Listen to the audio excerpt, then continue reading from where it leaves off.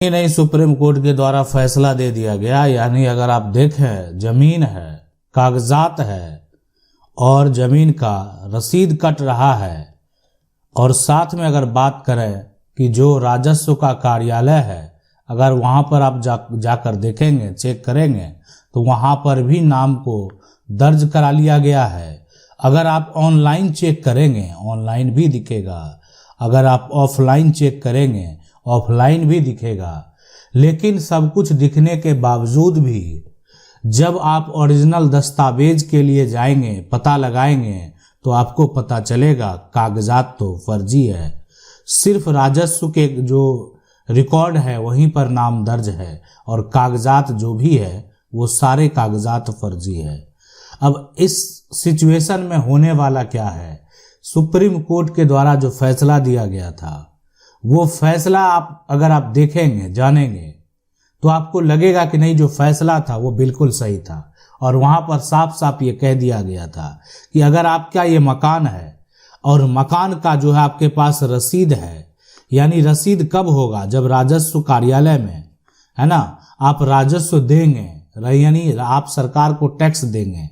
आप ऐसा कह सकते हैं कि आप सरकार को कर देंगे या आप सरकार को टैक्स देंगे। तो ये इसके लिए आपको जो स्लिप प्राप्त हुआ, आपको जो रसीद प्राप्त हुआ, उस रसीद के आधार पर आप संपत्ति के मालिक नहीं हो सकते हैं। ऐसा कहना सुप्रीम कोर्ट का है। यानी ये मकान का राजस्व जो दे रहा है व्यक्ति, उसके नाम से वर्तमान में अगर देखा जाए तो ऑनलाइन भी डिटेल शो हो रहा है, ऑफलाइन भी शो हो रहा है, लेकिन उसके पास ऐसा कोई दस्तावेज नहीं है जिससे ये साबित कर सके कि इस संपत्ति पर उसका कानूनी अधिकार है।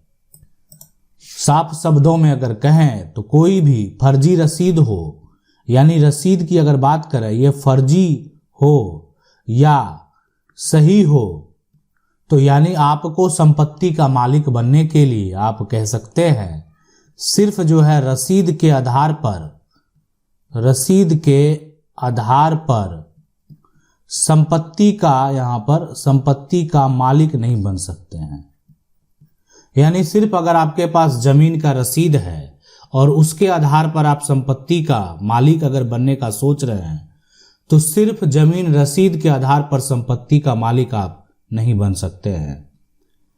यानी मैं आपको बता दूं, सबसे पहले जो राजस्व विभाग है, यानी आप जो भू राजस्व की बात करते हैं, तो भू राजस्व का जो विभाग है वो रसीद को काटने के लिए, है ना, जो अंचल के अधिकारी हैं, अंचल के अधिकारी को पावर देते हैं कि वो किसी भी जमीन के टुकड़े का, किसी भी मकान का, यानी मकान भी तो जमीन पर ही बना हुआ है, तो उसका जो है यानी रसीद काट सकते हैं।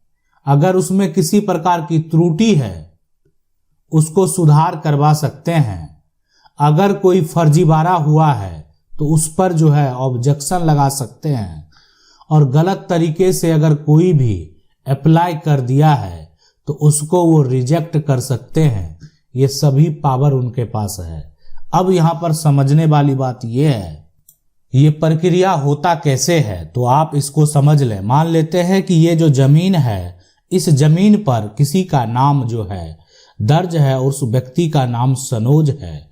सनोज के नाम से ये जमीन है, सनोज के नाम का जो एक तरह से कागजात है, और ये इनके पास कागजात के रूप में जमीन की एक रजिस्ट्री है, और साथ में जिनसे ये रजिस्ट्री करवाई उसके खतियान का भी नकल है। यानी इनके पास जो दस्तावेज है वो सही है। सनोज के पास जमीन का रसीद भी है। अब इसमें अगर बात करें, सनोज ने एक व्यक्ति जो है उसके पास यानी संपत्ति को अगर बेच देता है, तो अब यहाँ पर क्या होगा? तो सनोज ने जो है विजय के पास संपत्ति को बेच दिया। विजय ने सनोज से क्या कराएंगे? वो जमीन की रजिस्ट्री कराएंगे। यानी सनोज जो है, यानी अब विजय को जमीन की रजिस्ट्री करेंगे, लेकिन रजिस्ट्री करेंगे तो फिर विजय को जो है ऑनलाइन अप्लाई करना होगा, और यानी ऑनलाइन अप्लाई करेंगे तो सबसे पहले इस रजिस्ट्री की जांच की जाएगी।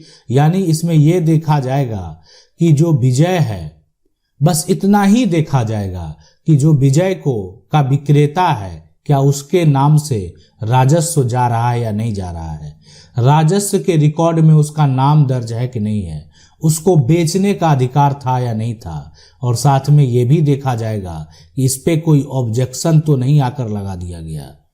अगर कोई भी ऑब्जेक्शन लगा दिया गया तो इसका मतलब है कोई आपत्ति लगाया है, कार्रवाई तो करनी पड़ेगी, जांच और सही तरीके से करना पड़ेगा। तो इसीलिए यानी इसके बाद तो रजिस्ट्री तो हो गई विजय के नाम से, ऑनलाइन अप्लाई भी हो गया। अब आगे का प्रक्रिया जो होगा वो इस बात पर डिपेंड करेगा कि आगे क्या होना चाहिए, यानी आगे प्रॉपर्टी उनके नाम दर्ज होनी चाहिए या नहीं होनी चाहिए। यानी अब जो है सबसे बड़ा सवाल है, सबसे बड़े समझने वाली बात है कि विजय जो है, विजय के द्वारा ऑनलाइन अप्लाई कर दिया गया, ऑनलाइन अप्लाई तो कर दिया गया, लेकिन अब जो है विजय पर कोई भी आपत्ति अगर दर्ज नहीं कराया तो अब वर्तमान में जो है जमीन का रसीद वो विजय के नाम हो जाएगा, जमीन का जो राजस्व है वो विजय के द्वारा जाएगा। पहले सनोज देता था, अब विजय देगा। लेकिन अगर विजय का जो है ऑनलाइन अप्लाई करने के बाद जो है किसी ने अगर आपत्ति दर्ज करा दिया, किसी ने अगर आवेदन दे दिया, तो आप समझ सकते हैं कि जो उसका दाखिल खारिज प्रक्रिया है, दाखिल खारिज जो प्रक्रिया है उस पर ऑब्जेक्शन लग चुका है, उसकी जांच की जाएगी। और अगर जांच में लगा कि नहीं ऑब्जेक्शन करने वाला व्यक्ति जो है वो सही किया है, उसके साथ जो है गलत हो रहा है, तो उस दाखिल खारिज को रिजेक्ट भी कर दिया जाएगा। यानी जितना पावर दिया गया है उतना ही कार्य किया जाएगा। दाखिल खारिज तो रिजेक्ट हो गया, अब आपको क्या करना पड़ेगा, इसके बाद की प्रक्रिया को जरूर समझ लें। दाखिल खारिज तो रिजेक्ट हो गया, अब रिजेक्ट के बाद अगर यहाँ पर देखा जाए सबसे पहले तो अब इसको रिजेक्शन का एक नकल प्राप्त करना होगा। नकल निकालने के बाद अब तो इनका जो म्यूटेशन है यानी म्यूटेशन अपील में जाना होगा, यानी म्यूटेशन जो है अपील कोर्ट बना दिया गया है। आपके वो कोर्ट आपको आपके अनुमंडल में मौजूद है, तो उसके बाद आप म्यूटेशन अपील में जाएंगे, म्यूटेशन अपील कोर्ट में जाएंगे और यहाँ पर आपको ये नकल दिखाना होगा। यहाँ पर उन दोनों को नोटिस भेजकर बुलाया जाएगा। यहाँ पर जो है सनोज को भी आना होगा जो कि विक्रेता है, और साथ में यहाँ पर जो है एक तरह से जो जिसके नाम संपत्ति है उसको भी आना होगा, और ऑब्जेक्शन लगाने वाले कोई व्यक्ति हैं, है ना, तो वो भी आएंगे। अब ये सभी जो है सभी का एक तरह से क्या त्रुटि हुई है, क्या गलती हुई है, क्या आवेदन लगाने वाला व्यक्ति जो है वो सिर्फ जो है एक तरह से परेशान करने के लिए, तंग करने के लिए आवेदन लगाया है। यानी सनोज का बेचना भी सही है और विजय का खरीदना भी सही है। तो आवेदन लगाने वाला जो है वो सिर्फ उनका मकसद था कि बीच में एक जो है बाधा उत्पन्न करना, और वो कर दिया तो फिर क्या उसके ऊपर कार्रवाई नहीं होगी? बिल्कुल होगी। तो इसीलिए इस बात को समझ लें कि अगर आप जो है समझ लें, जान लें, कभी किसी पर जो है अगर गलत आरोप आप लगाएंगे तो आपको भी भविष्य में समस्या हो सकता है, यानी आपके ऊपर भी फिर एक्शन लिया जा सकता है। कभी भी कोर्ट केस के मामले में झूठा आरोप, और वो भी ऐसा आरोप जिससे कि व्यक्ति फर्जी घोषित हो सके, जिससे कि व्यक्ति एक तरह से उनको जेल जाना पड़ सके, तो इस सिचुएशन में इस तरह की गलती आपको नहीं करनी है। यानी गलत आरोप कभी भी नहीं लगाना है।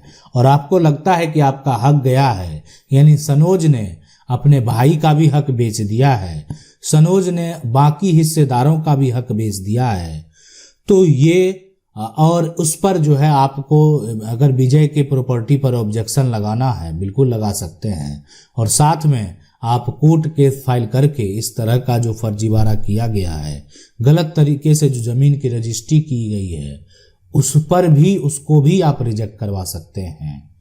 तो ये पूरा प्रक्रिया होता है। और यहाँ पर लास्ट में मैं आपको बता दूं कि कोई भी अगर फर्जी कागजात के आधार पर या कोई भी कागजात के आधार पर जमीन का जो है रसीद कटा लिया है, लेकिन वो कागजात अगर रजिस्टर्ड है तभी वो मान्य होगा, अन्यथा उस कागजात का कानूनी तौर पर कोई मान्यता नहीं है। आशा करते हैं वीडियो अच्छा लगा होगा। वीडियो को लाइक जरूर कर दें। चैनल को पहली बार देख रहे हैं सब्सक्राइब करके जो बेल आइकन है उसको जरूर दबा लें। मिलते हैं अगले वीडियो में, तब तक के लिए जय हिंद।